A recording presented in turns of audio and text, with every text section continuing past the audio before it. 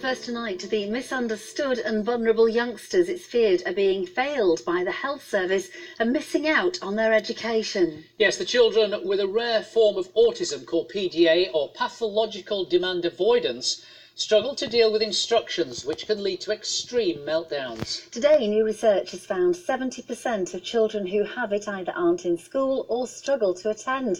Now, one mother from Huddersfield, whose son's behaviour saw him expelled at the age of 6, is urging the government to act. Jonathan Brown reports. A young boy with an inquisitive nature. How can you see? What can you see through that camera? But Finley Dean's not your typical 9-year-old. He has a rare form of autism known as PDA, where anxiety can rapidly spill over into aggression. He would start chasing people around and kind of threatening them, and then the next minute he could just be in a corner, kind of cowering like a really scared child. Finley's mum Laura noticed he was having social issues as a toddler.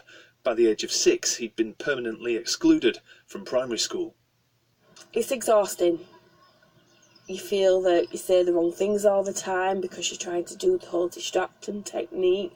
You're trying to be calm yourself so that he's not seeing you getting upset and angry. It can just mentally, emotionally, so hard. After 12 months of homeschooling, with other primaries refusing to take him, he was diagnosed with autism and moved to a special school in Huddersfield. But he continued to struggle until teachers were urged to look into PDA. I'd never heard of it. And I went on the website and I read this profile and I went, And literally the next day I came to work and I tried some of the PDA strategies and he was a different child. PDA, or pathological demand avoidance, is where people aren't able to cope with demands. Other traits include obsessive behaviour, being comfortable in role play, having excessive mood swings, and appearing sociable on the surface. This is Finley's secret base. Southgate School's given Finley his own room and uses tools like role play to support him. But PDA still isn't widely recognised by the NHS. People don't believe them. They don't believe the parents, and as a professional, I think it's disgusting. It's just huge. There's just not enough going on, and there's just not enough support and too much judgment. In a statement, the Department of Health said it cannot direct local commissioners or services, but can, as part of its oversight role and in particular its ongoing discussions with its partners, ensure that there is a very real engagement with these issues. For the Deans, meanwhile, no 2 days are ever the same, and Laura says other families shouldn't face the long battle for recognition that she has. You know, I don't want it to look as though I'm blaming this person, blaming that person, but something does need to happen where it's recognised. Jonathan Brown, ITV News. Well, earlier today, campaigners gathered at Westminster to call on the government to do more to support children with PDA. Among them was Sally Russell from the PDA Society.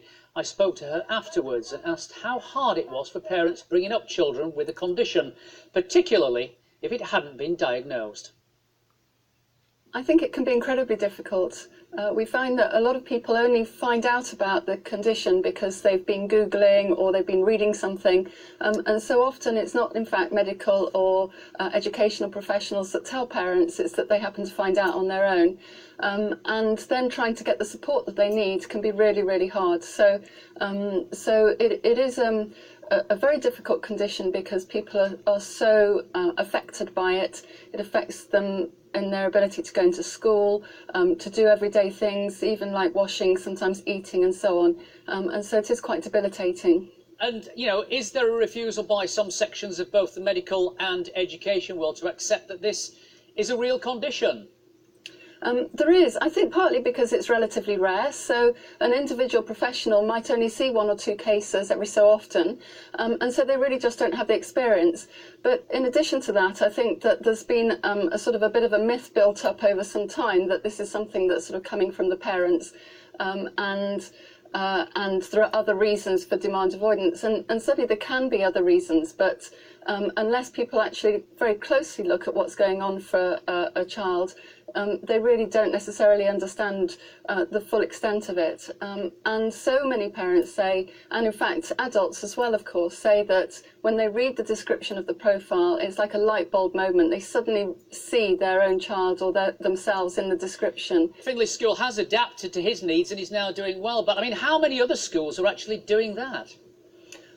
There are some who have really understood that you need a collaborative approach to learning, and that is really wonderful. But I think there are an awful lot more that haven't understood the extent of the adaptations that are necessary.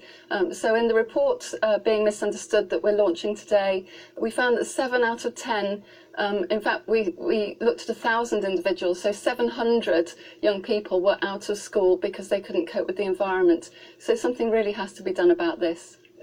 Just quickly, finally, on PDA Action Day, what is your overriding message to help other youngsters like Finley?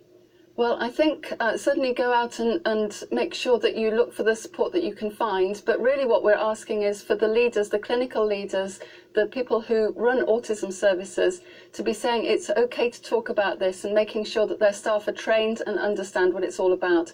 Because it's only when we have that where we actually get some real forward movement. OK, we have to leave it there. Sally Russell Thank from you. the PDA Society, thank you very much indeed. Thank you.